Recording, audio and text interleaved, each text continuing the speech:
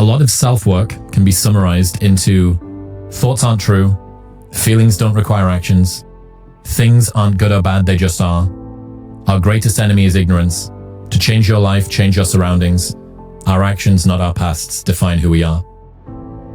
People say, you can lead a horse to water, but you can't make it drink. False. Said if I dehydrate the horse, I salt its mouth, I put it in the heat, and I put its face 1 inch away from water, I can veritably guarantee that it will drink. And I think about that visual all the time when I think about myself as the horse. And I think to myself, what is the behavior that I want, drinking water? And what is the salt in my mouth? And what is the dehydration, the motivation for this behavior that I can create? Successful people see opportunity in every failure. Normal people see failure in every opportunity. Both are right. Only one gets rich. And I realized that I'm going to be somebody, and I'm searching for a feeling of true victory for myself and only myself. The second I shut out the whole world and realize that one thing, that I am in this world alone, I'm fighting in this race by myself. Yeah, I'm all about people, I'm all about team, I'm all about that shit, but I'm really all about right now and in my life, just like you said, no one knows the real truth about me, how hard I really go. I don't care if anybody knows. I don't want anybody to know. What is the best advice you've ever heard or received? Spend so much time on self-improvement that you have no time to criticize others. You see this guy here staring back at you? Yeah? That's your toughest opponent. Every time you get into the ring, that's who you're going against. I believe that in boxing, and I do believe that in life, okay? You choose hard today, you usually get easy tomorrow. It isn't me. It's you. Your biggest enemy is you. My whole book is about you battling yourself. People don't understand it's you against you. The only person that gets in your way is you. Nobody else. It's you. This ain't you, bro. This ain't you. You weren't born like this. The person you have to spend the most time listening to in your life is yourself. Try not to lose their respect. Hard times create hard men. Hard men create soft times. Soft times create soft men. Soft men create hard times. We are now around soft men and hard times. How bad do you want this? If it's as bad as you want to live or breathe or sleep, whatever the hell it may be, I can work with you. But a lot of people, most people don't want it that badly, which is why they always ask the question, man, how did you get to where you are? You know how to do it. You know exactly how to be you or how to be me. You don't want to do it. Symbolically, we believe that the biggest obstacle we have to overcome is out there, and many times the call is coming from inside of our own house.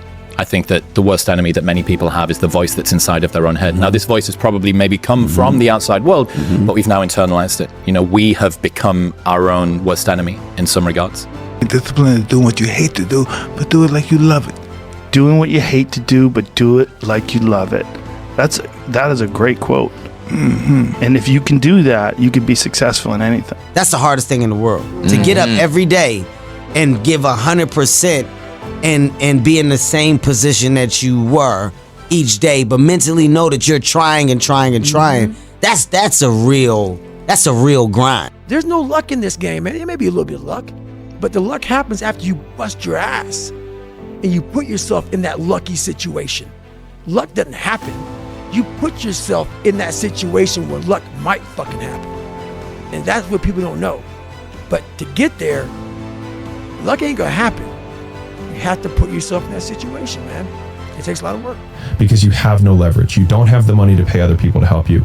You don't have the resources to go like get someone no one can learn it for you. It's like there's a lot of the things that we care about a lot, like no one can work out for you. It doesn't matter how much money you have. No one can learn skills for you. And so in the early days, like it feels so painful because you're like, you look around to see who can help you and then you're like, fuck, it's me again. This is why I say stay hard. Because when you weren't given the gifts, the only thing you can do in life is stay hard. all you can do is outwork the man that God created or woman in you. It won't get harder. Like, this is the hardest part. And so if you can just make it through this, everything else is downhill. It's not that the things that the dragons are going to slay aren't going to get bigger. They are. But you become so much more equipped to slay them back. And you have so many more allies. You have people in the stands cheering for you. You have the audience. You have all of these other things that are behind you.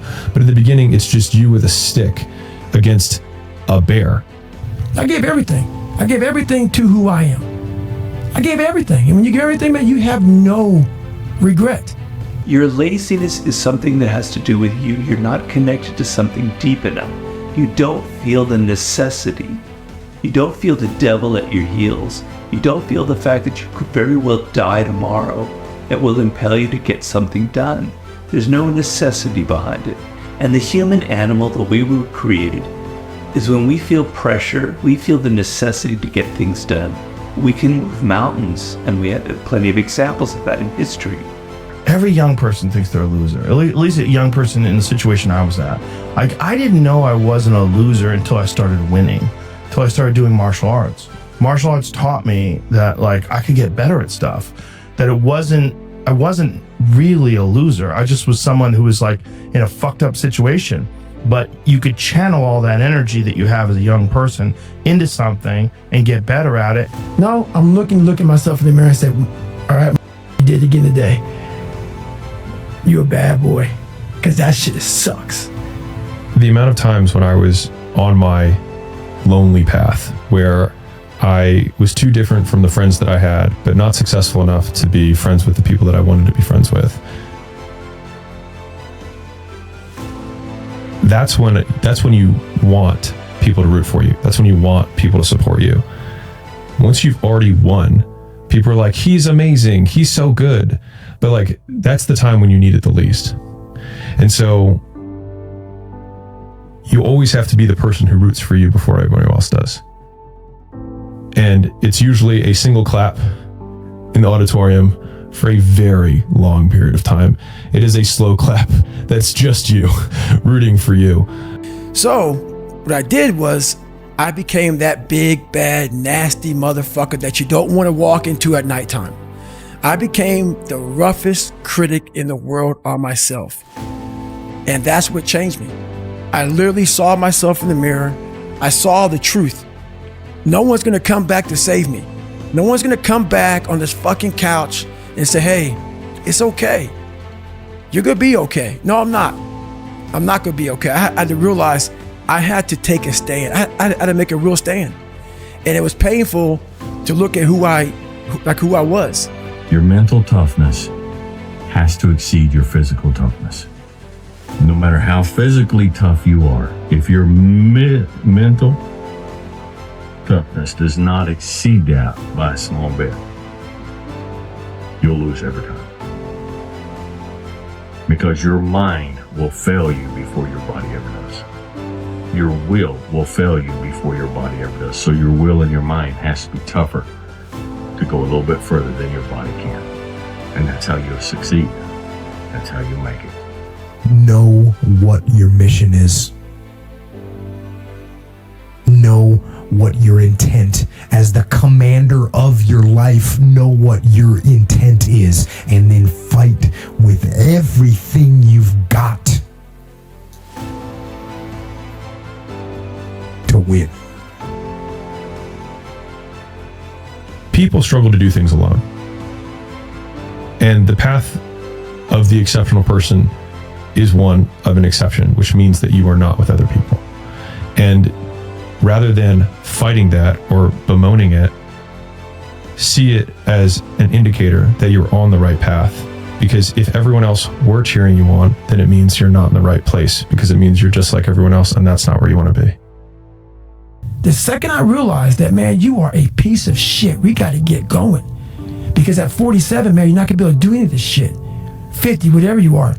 So I front loaded. So all these bad things have happened to me. I sit back and go, man, how are you handling this so well? I've done it.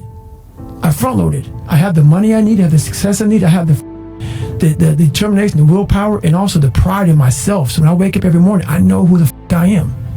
I front load it perfectly. So I don't care what's taken from me. The proper comparison group for you is you yesterday. Because you can make, first of all, you're the only control group that's appropriate to you. Because you have a certain set of talents and possibilities and limitations and tragedies that are truly unique to you. And so you might be comparing yourself to someone else on some dimension, but it's not a reasonable comparison because you don't know what talents they were blessed with, and you also don't know what opportunities they had that you didn't, etc. It's just not a reasonable comparison. It's one of those moments in your life where you, like I said, I'm one of these people that every day when I wake up, and I told you how much I love waking up, I want to be better tomorrow than I am today. So when that's your mentality and you wake up after a night like that, you have to have a serious sit down with yourself and say, how did that happen? And how do I make sure that never happens again? Nobody will ever work as hard as I work. And a year from now, it's going to happen like that. And who is your future self? Another day will go by. 365 of them happen so fucking fast. Who are you going to be in a year from now? And in a year from now, does that future person hold regret or pride